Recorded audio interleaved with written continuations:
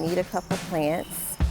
There's an area in my living room that is dying for like a larger plant, so I wanted to see what they have. And then,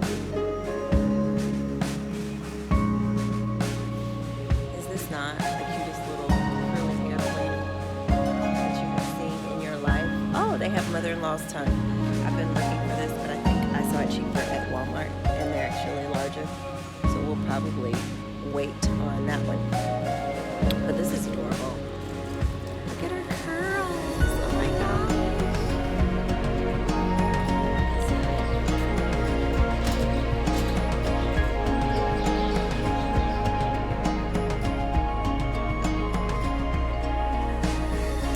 Okay, so I finally made it back home after shopping for some new plant babies to add to the house.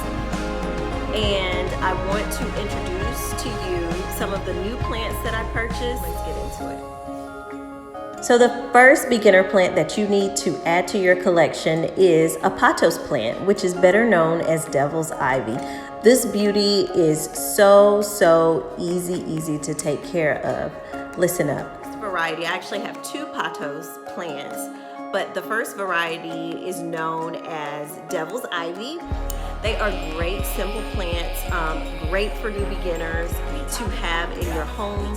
They're easy to care for. They absolutely love high-light conditions, but can really actually thrive in low-light conditions, which makes them easy to care for, and you can pretty much place it anywhere. If you wanted, say, more of these plants, you would just literally, y'all, just cut below a node, which this would be a node. You'd want to make a cut here with clean shears and just place it in water and put it in your window and it'll grow. As you can see, I have some new babies growing here. They typically like dry soil, not too dry. I do not water her at the top of the soil line. I tend to water at the bottom. Okay, so bottom watering ensures that your roots are getting moisture, guys, so try it out. You really don't have to fertilize, but like once a year if you want the plant to get fuller, larger. So you want to make sure with devil's ivy that you water her sparingly. So she doesn't like to be totally dry, but you want to make sure that you can feel moisture about 2 inches down into the soil. So the top of your finger is typically 1 inch. So you want her to be, you want to feel moisture at about 2 inches. And if you don't, then it's time to water. So you're not going to be over watering her. So give her some time to kind of dry out, and she'll give you the best output possible. I will tell you that in low light situations, she will drop leaves. So you might want to just keep that in mind. If you do have her in low light, it's not anything that you're doing. It's probably just the fact that she's in low light and she doesn't need all the leaves, so she will drop them. Okay, so the next plant on our list is also a pothos plant, but it is known as an Enjoy variety. E-N-J-O-Y, Enjoy. And this was given to me from a friend, so I still have her in just water right now because I haven't found the perfect pot for her to go into. It's a small cutting, but it has really grown. Like, I got it back in December, and even from there, she has sprouted out and grown a lot more. These particular varieties, I love it because they're creamier in color, which means that they actually need higher levels of sunlight. And as you can see, I have it like under my cabinet lights that I love so much. They don't have speckles, but they are variegated. Here again, you want to fertilize once a year using 10-10-10. It's fine for either one of the pothos plants, your devil's ivy or your Enjoy plant. They do not like temperatures below 40. So just keep that in mind if you're going to put it outside. Definitely one that I would add to the collection. Typically, if you're going to have her in soil, you're going to follow the 2-inch rule, which means 2 is true If you're 2 inches down dry, it's time to water, okay? If you're not 2 inches, if you feel moisture, then it's not time to. So that is that particular plant. Hey, I'm back. So next we have on the list my plant that I call Drake. Yep, it's my Drake plant. Drake does pretty good over here in the corner, just kind of hanging out, doing his thing. So it's better known as a Dracaena plant.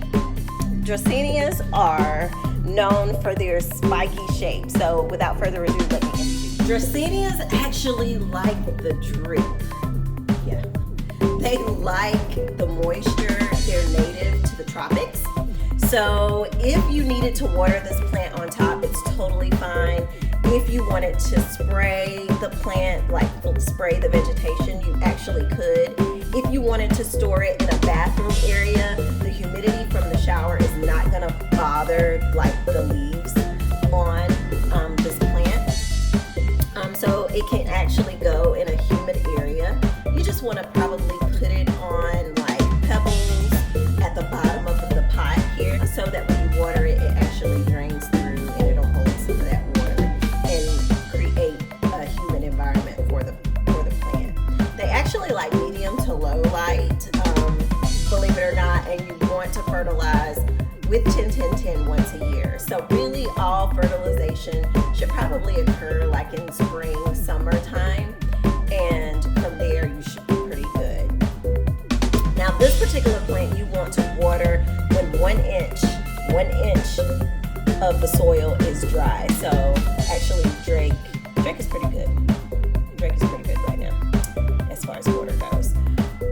So that is Drake, which is a Dracaena, which is a tropical plant that is beautiful to add to your home collection. Don't look at my water bottle back there. I'm creating a little monster. No, I'm not creating a monster. But this was actually given to me from one of the guys at the nail shop, and it is actually from the Philippines, and it's a form of pothos as well. But I'm interested to see what it does, so we're trying to nurse her back to life. But that was given to me from my nail shop guy. So now that I've shown you all of the plants in the kitchen area, let's mosey on back here to the bathroom area to see what I'm hiding there.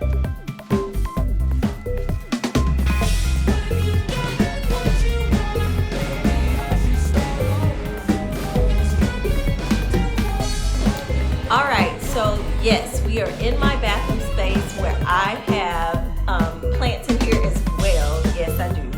I have to be surrounded.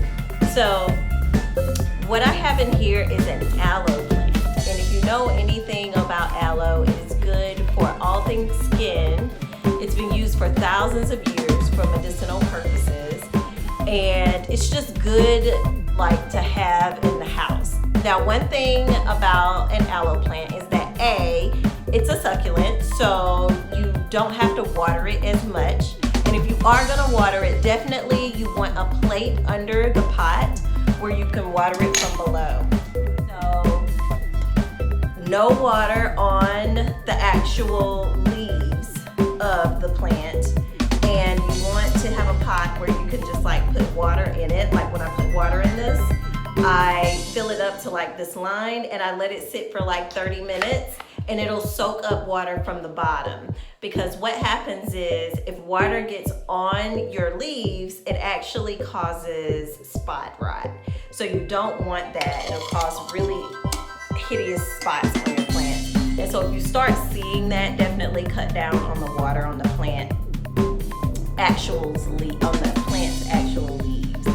So aloe plant is definitely a good one to have. I mean, I probably shouldn't have it in my bathroom, being that it is pretty humid in here and it can get pretty humid when you have a shower. But I have a fan, so I use the fan, so the humidity is cut down like half, like by half. So it's not just like a total horrible thing for the plant. So I still keep it in here anyway. So aloe plant, definitely a must have. Definitely water it from below. It can stand dry conditions. You can't really kill it. That's another great thing. So it makes it a good beginner plant. You can't kill it unless you just like break it up or something and make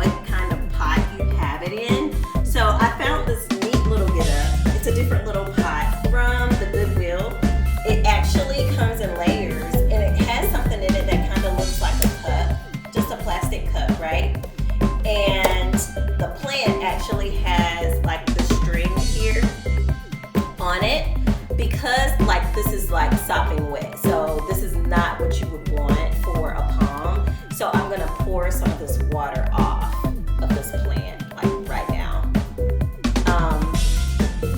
They like to actually be drier. They don't want wet feet hardly at all because it is a tropical. They like to control it, so she probably won't get watered again for like another, 2 weeks or so. I'll keep periodically checking it. They actually do like high light conditions, but as you can see, I have this window over here near the tub that, is a good, filter of light, but it might need more than that, so we'll see how she does over here in this corner. Otherwise, I might have to move her to the kitchen. But this is called a bell palm, and bell as in beautiful, yes, belle of the party, palm. And it's a cute little addition to have in your space. So last but not least, we're here in my living room, and wouldn't you know it, I did break down and buy a Majesty palm from Lowe's. I actually love it. Now, another interesting point about palms is that they actually are the best air purifiers as far as plants go. They really purify the air and pulls any toxins out of the air in your space. So they're definitely good to add. And as far as beginners go, these plants are no fuss, no muss. Fertilize them once a year in the summertime when they have the highest light and the highest conditions to be able to bloom and blossom.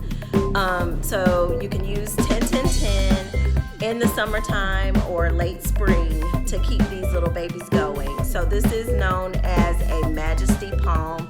I need probably like a little table to put her on to bring her up a little higher so that she'll start filtering some of the light from